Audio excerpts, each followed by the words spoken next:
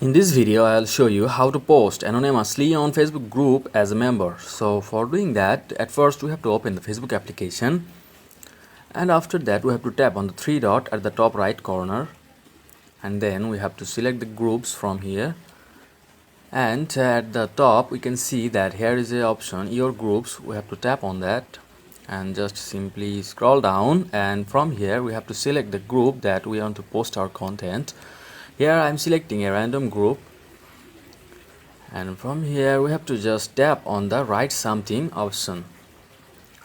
And when we are posting the content from here, we can see that at the top there is an option post anonymously, and from here we have to just tap on it, and we can see that here is the option pops up, I want to post anonymously.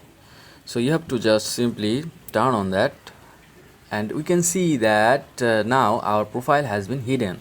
So if we post our content from here, that will be anonymous. So here's how to post anonymously on Facebook group as a member. Thank you.